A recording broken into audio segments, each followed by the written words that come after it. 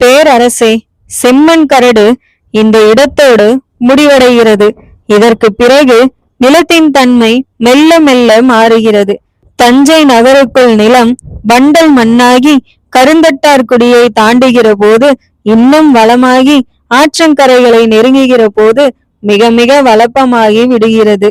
காவிரியின் தென்கரையில் கோயில் கட்ட வேண்டும் என்று நீங்கள் தீர்மானித்து விட்டீர்கள். காவிரியின் தென்கரை பக்கமுள்ள நிலத்தில் இந்த இடமே கோயில் கட்டுவதற்கு மிக சிறந்த இடம் என்று நானும் என் குழுவினரும் தீர்மானித்திருக்கிறோம். மண் பரிசோதனைகளும் காற்று பரிசோதனைகளும் செய்து முடிக்கப்பட்டு விட்டன. திசை எப்படி இருக்கிறது என்றும் ஆராயப்பட்டது. கோயிலும் மிக பெரிய குளமும் இருக்கிற ஒரு இடத்தில்தான் நாம் வேறு ஒரு கோயில் கட்டப் போகிறோம். பழைய கோயிலை இடித்துவிட்டு செய்ய போகிறோமோ இடிக்காமல் செய்ய போகிறோமா என்பதே எனக்கு புரியவில்லை. அதை நீங்கள்தான் முடிவு செய்ய வேண்டும். ராஜராஜ பெருந்தச்சர் கை கட்டி சோழ மாமன்னர் ராஜராஜருக்கு எதிரே நின்று பேசினார். உடையார் ஸ்ரீ ராஜராஜ தேவர் அவரையே பார்த்து கொண்டிருந்தார். அவருக்குண்டான பல சாயல்களும் ராஜராஜ பெருந்தச்சருக்கும் இருந்தன. ராஜராஜரை போலவே மத்திம உயரம், சற்று பருமனான உடல்வாகு, மெத்தென்ற கைகள், அழகாய் வளர்ந்த நகங்கள், கண்கள் உருளையாய் கனிவு மிக்கதாய் கூர்மையாய் இங்கும் அங்கும் அலைபவையாய் அவருக்கு இருந்தன. எதையும் விரைவாக செய்து முடிக்க வேண்டும் என்ற ஆவல் அவருடைய ஒவ்வொரு அசைவிலும் தென்பட்டன. சரியான தகவல்களை சொல்ல வேண்டும் என்ற முனைப்பு பெருந்தச்சர் பேச்சில் இருந்தது. சரி, மேற்கொண்டு ஒரு கோயில் கட்டுவதே என்றால் என்ன செய்ய வேண்டுமோ அதை செய்ய துவங்குங்கள். உடையார் ஸ்ரீ ராஜராஜ தேவர் மிருதுவாக பேசினார்.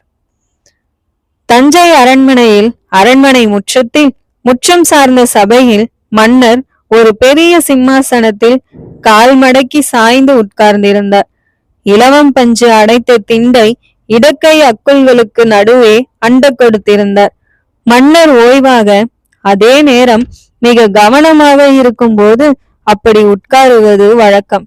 பஞ்சவன் மாதேவி மன்னரையே பார்த்து கொண்டிருந்தாள். உடல் நலம் இப்போது சரியாகிவிட்டது. ஆனாலும் முகத்தில் ஒரு சோர்வு இருக்கிறது.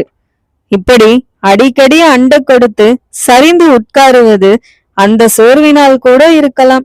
ஆனால் உடம்புதான் சோர்வாக இருக்கிறதே தவிர புத்தி இடையறாது விழிப்புடன் சகல விஷயங்களையும் எடை போட்டு கொண்டிருக்கிறது. பெருந்தச்சரை பல நூறு கூறுகளாக்கி விதமிதமாக அவருடைய பேச்சை ஆராய்ந்து கொண்டிருக்கிறது என்பதை பஞ்சவன் மாதேவி புரிந்து கொண்டாள். ஆஹா, செய்துவிடலாமே. அரண்மனை ஜோசியரை அழைத்து நல்ல நாள் பார்க்க சொல்லுங்கள். அந்த நல்ல நாளில் பூமியை நான் என் வசப்படுத்தி கொண்டு வேலையை துவங்கி விடுகிறேன். இந்த நிலத்தில் கோயில் கட்டு என்கிற உத்தரவை வாய்மொழியிலும் எழுத்திலும் நீங்கள் எனக்கு தர, ஈசான்ய மூலையில் குழி தோண்டி அந்த இடத்தில் நீர் நிரப்பி பாலிகை விதைத்து எல்லைகளை யானை கொண்டு ஓட்டி யானை ஓட்டிய இடங்களில் எல்லாம் நவதானியங்கள் விதைத்து அந்தணர்களை கொண்டு வேதம் ஓத செய்து தேவார திருவாசகங்கள் பாடி அந்த இடத்தினுடைய எல்லாவித துர்வாசனைகளையும் விலக்கி வேலையை துவங்கிவிடலாம். ராஜராஜ பெருந்தச்சர் சொன்னார். நீங்கள் சொல்வது நிலத்தை கையகப்படுத்தி நிலமங்கையின் உத்தரவு கேட்டு திக்குகளை வழிபட்டு எல்லைகளை தீர்மானித்தல். அதன் பிறகு என்ன என்று கேட்கிறேன். மன்னர் இன்னும் சரிவாக சாய்ந்து கொண்டார். தச்சர்கள் வரவேண்டும். வரவழைக்க சொல்லி 2 மாதங்களுக்கு முன்பே உங்களுக்கு உத்தரவு போட்டு விட்டேனே. பல்வேறு திக்குகளுக்கு ஓலை போயிருக்கிறது. கையில் இருக்கிற வேலையை முடித்துவிட்டுதான் கல் தச்சர்கள் வருவார்கள். அவசரப்படுத்தினால் ஆங்காங்கே நடந்து கொண்டிருக்கும் மராமத்து வேலைகளும் கோயில் வேலைகளும் நிற்கும். இங்கு வந்து இந்த வேலையில் ஈடுபட்டு விட்டால் அவர்கள் போய்விட்ட வேலையை தொடர்வதற்கு பல வருடங்கள் ஆகும். பல்வேறு திக்குகளுக்கு ஓலை போயிருக்கிறது. கையில் இருக்கிற வேலையை முடித்துவிட்டுதான் கல் தச்சர்கள் வருவார்கள். அவசரப்படுத்தினால் ஆங்காங்கே நடந்து கொண்டிருக்கும் மராமத்து வேலைகளும் கோயில் வேலைகளும் நிற்கும். இங்கு வந்து இந்த வேலையில் ஈடுபட்டு விட்டால் அவர்கள் போய்விட்ட வேலையை தொடர்வதற்கு பல வருடங்கள் ஆகும். அப்படியா? இந்த கோயில் கட்ட எத்தனை வருடங்கள் ஆகும் என்று நீங்கள் நினைக்கிறீர்கள் பெருந்தச்சரே? பெருந்தச்சர் பேச்சை மன்னர் இடைமறைத்தார். இடையராது உழைத்தால் 4 வருடங்களில் முடித்து விடலாம் என்று நினைக்கிறேன். சரி, கோயில் கட்ட உங்களுக்கு உடனடியாக தேவையான விஷயங்கள் என்ன? கற்கள் தான். நில பரிசோதனை முடித்த பிறகு, எல்லைகளை தீர்மானித்த பிறகு, நிலத்திலே கோடுகள் போட்டு சுவர்களுக்காக அஸ்திவாரம் தோண்ட வேண்டி இருக்கிறது. நிலத்தின் அடியிலிருந்து பாறைகள் கற்கள் அடுக்கி வர வேண்டும். ஆண் கற்கள் பெண் கற்கள் என்று மாற்றி மாற்றி துளைகளும் லிங்கமும் வைத்து வேலை செய்ய வேண்டும். உறுதியான அஸ்திவாரம் எழுப்பி விட்டோம் என்றால் கோயில் சந்திர சூரியர்கள் இருக்கும் வரை நிலைத்து நிற்கும். எத்தனை ஆழம் தோண்டுவீர்கள்? பஞ்சவன் மாதேவி கேள்வி கேட்டாள். 6 அல்லது 7 முழங்கை ஆழம் தோண்டினால் போதும். இப்படி சொல்கிறேன், 1.5 ஆள் உயரம் போதும். அப்படியா? மன்னர் மிகப்பெரிய கோயில் வேண்டும் என்று அல்லவா சொல்கிறார். 6 பனை உயரமுள்ள கோயில் கட்ட 1.5 ஆள் உயரமுள்ள அஸ்திவாரம் போதுமா? உயரம் போக போக அஸ்திவாரம் பலமாக இருக்க வேண்டாமா? மறுபடியும் பஞ்சவன் மாதேவி கேள்வி கேட்டாள். இல்லை தாயே, இதுவரை எவரும் செய்யாத ஒரு முயற்சியை வேறு ஒரு கணத்தின் கீழ் இந்த கோயிலை நான் கட்டப் போகிறேன். உயரத்திற்கும் அஸ்திவார ஆழத்திற்கும் சம்பந்தம் உண்டு. ஆனால் நான் கோயிலின் அடிப்பகுதியை அகலமாக்கி மெல்ல மெல்ல குறுக்கி கொண்டு போய் உயரமாக எழுப்பப் போகிறேன். அடிப்பகுதியிலிருந்து பலகை பலகையாக கற்கள் கொண்டு போய் அடுக்கி அந்த அடுக்கிய கற்களின் அளவை சிறிது சிறிதாக குறைத்து உச்சியில் குறுக்க போகிறேன். எனவே அஸ்திவாரம் ஆழமாக தேவைப்படாது. 1.5 ஆள் ஆழத்துக்கு பிறகு எந்த பூமியில் தோண்டினாலும் நீர்க்கசிவு ஏற்படும். நீர்க்கசிவு ஏற்பட்ட பிறகு அந்த அஸ்திவாரத்தை பலமுள்ளதாய் நான் நினைக்க மாட்டேன். ராஜராஜரும் பெருந்தச்சரும் பஞ்சவன் மாதேவியும் பேசிக் கொண்டிருப்பதை அரசவையில் உள்ள உயர் அதிகாரிகள் கேட்டுக்கொண்டிருந்தனர்.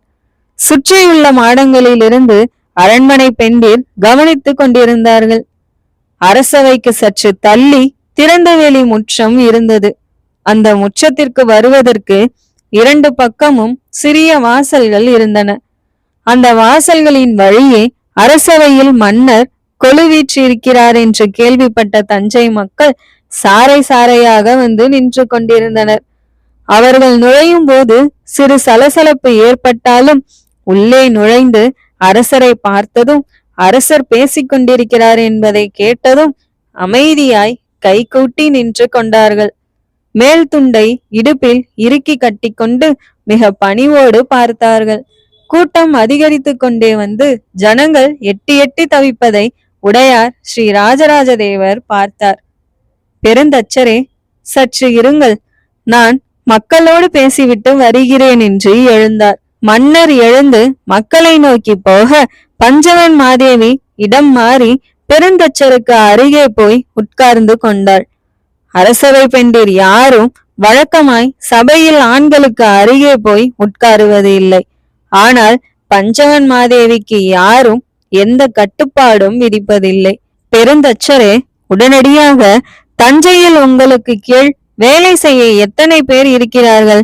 இன்னும் எத்தனை பேர் தேவைப்படும் என்று விசாரித்தாள். அம்மா, உண்மையில் எனக்கு கீழே வேலை செய்கிற 140 கல் தச்சர்கள் தவிர எடுபிடிக்கான ஆட்கள் 10 பேர் தான் இருக்கிறார்கள். வெறும் 10 பேரை வைத்துக்கொண்டு எந்த வேலையும் செய்ய முடியாது. அஸ்திவாரம் தோண்ட மண் எடுத்து கொண்டு போய் வெளிப்புறத்தில் போட, உள்ளுக்குள்ளே பாறை கற்களை இறக்க என்று உடனடியாய் எனக்கு 400 ஆட்கள் தேவைப்படுகிறார்கள். 400 ஆட்களா? ஆமாம். அரசர் சொல்கிற உயரத்திற்கு, அகலத்திற்கு, வேலைப்பாட்டிற்கு என்னுடைய புத்திக்கு எட்டியபடி 4000 ஆட்கள் தேவை. நான் கல் தச்சர்கள் கிடைக்க வேண்டுமே, அவர்கள் தஞ்சைக்கு வர வேண்டுமே என்று பயப்படவே இல்லை. இன்று இல்லையெனில் நாளை நிச்சயம் கல் தச்சர்கள் தங்கள் வேலை முடிந்ததும் வந்து விடுவார்கள். கூலி வேலை செய்ய மண் தோண்ட கல் சுமந்து கொண்டு வந்து கொடுக்க, செதுக்கிய கல்லை கொண்டு போய் பூமியில் இறக்க எங்கிருந்து ஆட்கள் வருவார்கள் என்பதுதான் எனக்கு புரியாத புதிராக இருக்கிறது. ஆனால் மன்னருடைய மனது வேறு மாதிரி. 1 கோடி காட்டிவிட்டால் போதும், அவருக்கு பல்வேறு விஷயங்கள் புரிந்துவிடும். எங்கிருந்து ஆட்களை கொண்டு வர வேண்டும் என்ற திட்டத்தை அவர் இந்நேரம் யார் மூலமாகவோ நடத்தி கொண்டிருப்பார் என்றுதான் தோன்றுகிறது. எனவேதான் அதிகம் பதட்டப்படாமல் சகலமும் மன்னர் தலையில் போட்டுவிட்டு எனக்கு ஆட்களை கொடுங்கள் என்று கை கட்டி கொண்டு நிற்கிறேன்.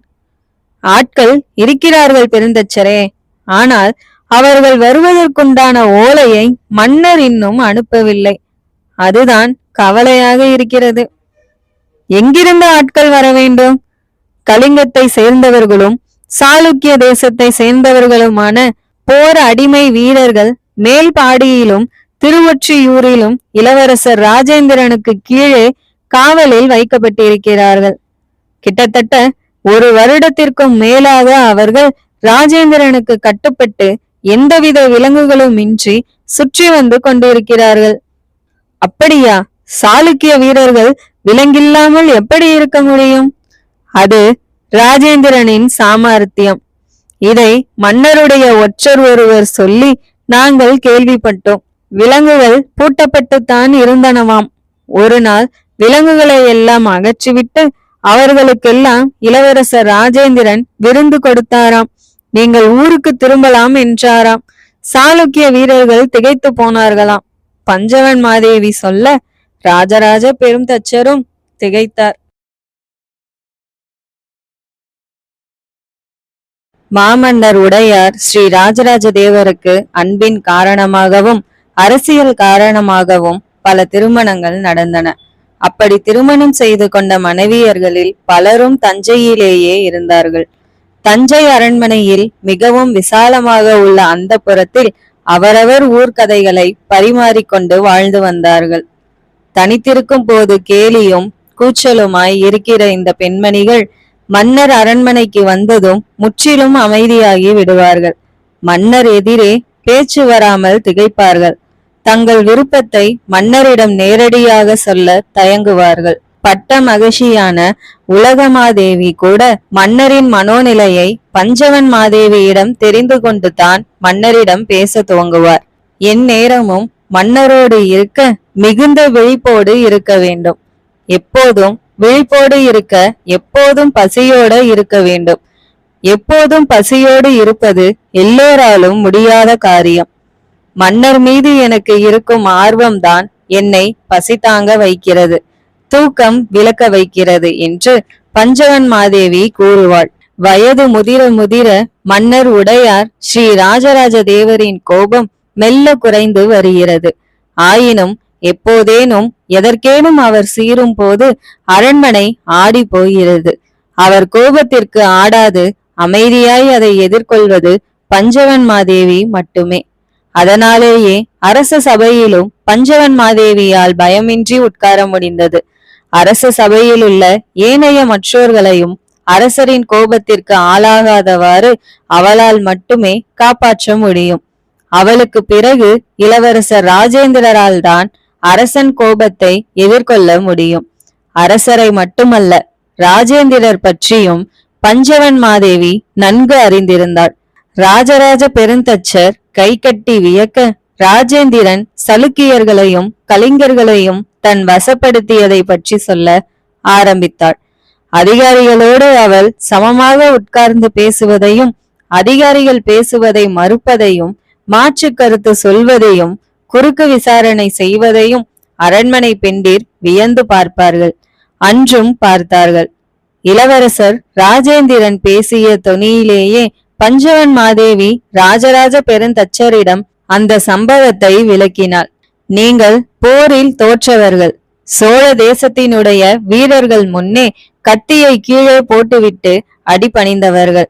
உங்களை நீங்கள் போர் செய்த இடத்திலிருந்து விலங்கிட்டு அடிமையாக்கி எங்கள் தேசத்திற்கு கொண்டு வந்திருக்கிறோம்.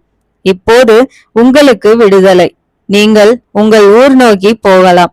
மறுபடியும் நல்ல பயிற்சி பெற்று வாளேந்தி மீண்டும் சோழ தேசத்தை நோக்கி படையெடுத்து வரலாம்.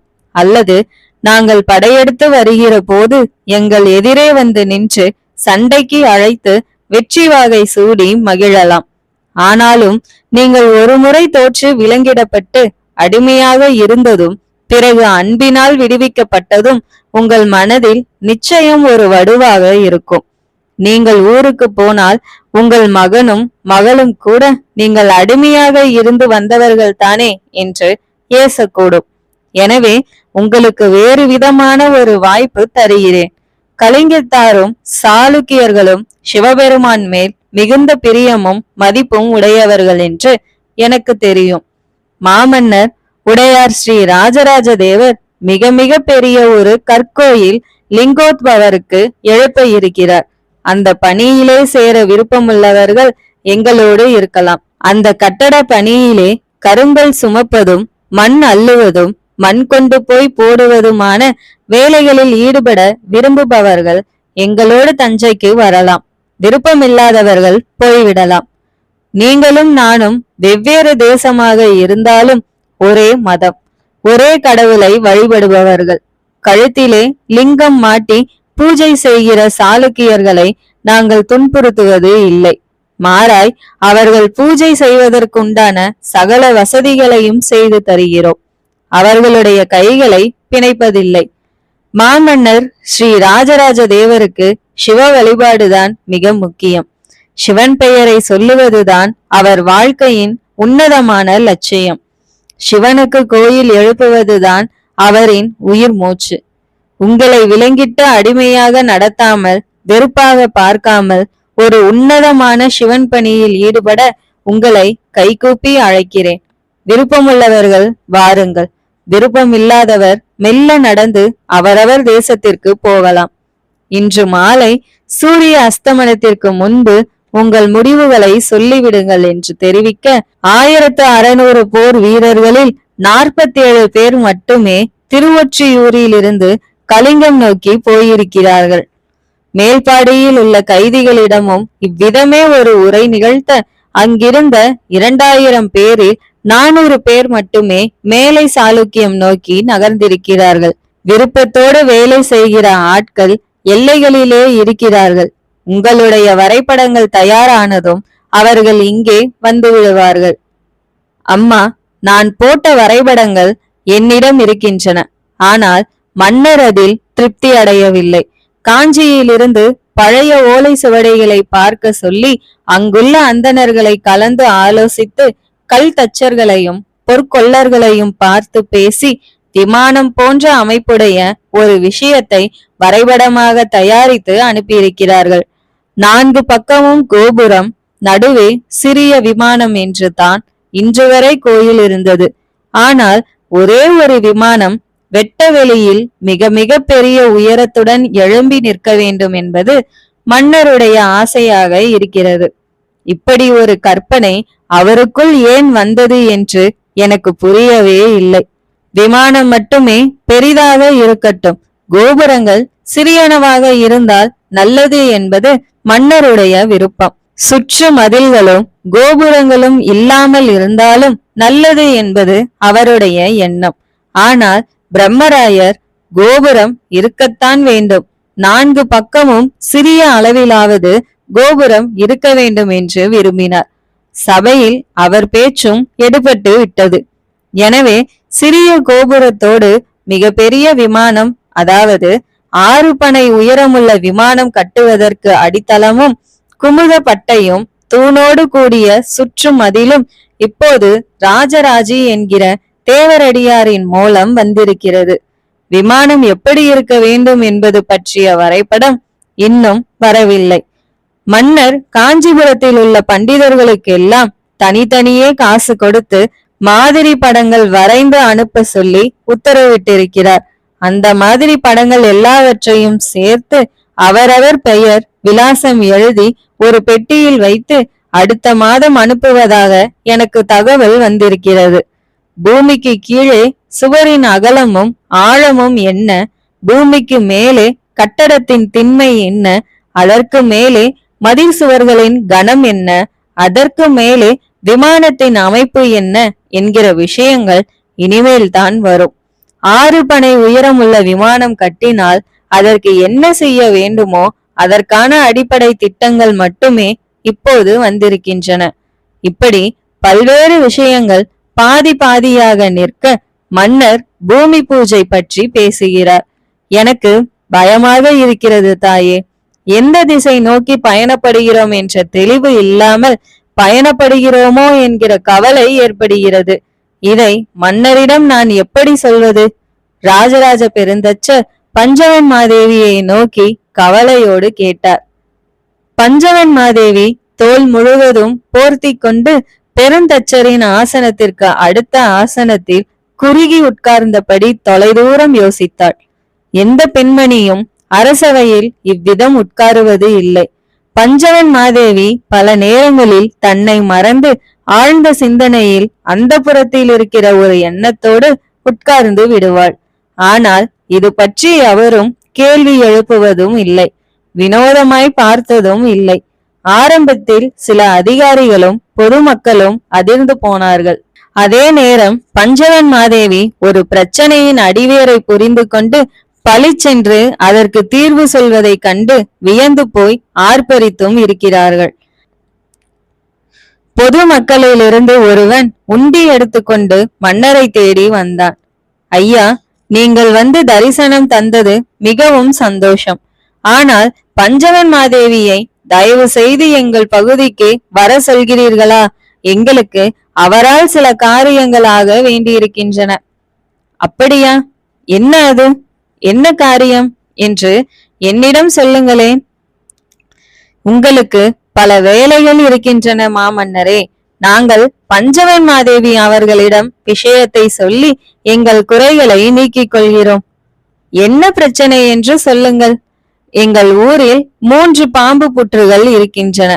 பாம்புகளின் நடமாட்டம் ஏகமாக இருக்கிறது.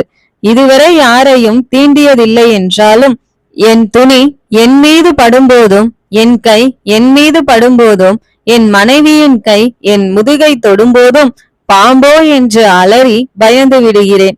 எதை தொட்டாலும் எது நம் மீது பட்டாலும் பாம்பு தீண்டியது போல் இருக்கிறது என்ற நினைப்பு வாழ்க்கையின் சுகத்தை கெடுத்து விடுகிறது ஐயா என்று அவன் சொல்ல ஊர் மக்கள் சிரித்தார்கள். உடையார் ஸ்ரீ ராஜராஜ தேவர் சிரிக்கவில்லை. திரும்பி தொலைதூரத்தில் உள்ள பஞ்சவன் மாதேவியை பார்த்தார். அருகில் வர சொன்னார். மன்னர் கூப்பிடுகிறார் என்று சொல்லியபடி பஞ்சவன் மாதேவி துள்ளி எழுந்து மன்னரை நோக்கி விரைய, தன்னைத்தான் ராஜராஜர் அழைக்கிறார் என்று பெருந்தச்சர் தவறாக நினைத்து கொள்ள சற்று தொலைவே மக்களுக்கு நடுவே நின்றிருந்த மன்னரிடம் 2 பேரும் விரைந்து போனார்கள். அடடே, நான் உங்களை அழைக்கவில்லை, பஞ்சவன் மாதேவியை அருகே வரச் சொல்லி அழைத்தேன். சோழ தேசத்தின் மிக உயர்ந்த சிற்பியை, கணித மேதையை, சகலகலா வல்லவனை ஒரு நாளும் இந்த ராஜராஜன் சைகை செய்து கூப்பிட மாட்டான். மன்னர் மன்னிப்பு கேட்பது போல் ராஜராஜ பெருந்தச்சரின் தோளில் கை வைத்தார். ஏன் அழைத்தால் என்ன? அழைப்பது மன்னர் அல்லவா? இதில் என்ன தவறு இருக்க முடியும்? நீங்கள் எங்கு அழைத்தாலும் எப்படி அழைத்தாலும் வரவேண்டிய கடமை எனக்கு உண்டு. என்ன விஷயம் சொல்லுங்கள். ஆர்வத்தோடு பெருந்தச்சர் மன்னருக்கு அருகே வந்தார். இந்த மனிதரை நான் சிறு வயதிலிருந்து அறிவேன். பெயர் ஞாபகமில்லையே தவிர முகம் மறக்கவில்லை. இவர் ஊரில் பாம்பு புற்றுகள் 3 இருக்கின்றனவாம்.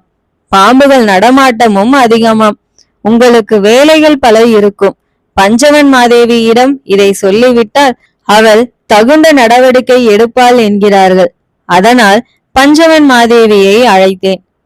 யார் அது அப்படி சொன்னது? இதென்ன அதிக பிரசங்கித்தனம்? பிரச்சனையை சொல்லிவிட்டு கை கூப்பி இருக்க தெரியாதா? அது யாரால் தீர்க்கப்பட வேண்டும் என்பதையும் நீங்களே சொல்வீர்களா? இதற்கு பெயர்தான் சோழ தேசத்து திமிர். மிக மோசமான குசும்புத்தனம். மன்னருக்கு வழிகாட்டிய அந்த மனிதர் யார்? சீரலுடன் பஞ்சவன் மாதேவி கூட்டம் நோக்கி குரல் கொடுத்தாள். ஒரே ஊரில் 3 பாம்பு புற்றுகளா? எந்த ஊரில் இருக்கின்றன? ராஜராஜ பெருந்தச்சர் மன்னரை தாண்டி மக்கள் கூட்டத்தை அணுகினார். கோயிலுக்கு சுண்ணாம்பு சாந்து கலக்க புற்றுமண் தேவை. ஒரே ஊரில் 3 புற்றுகள் இருக்கின்றதென்றால் அந்த ஊர் முழுவதும் தேவை. பெருந்தச்சர் சந்தோஷமாக கூச்சலுடன் பேசினார்.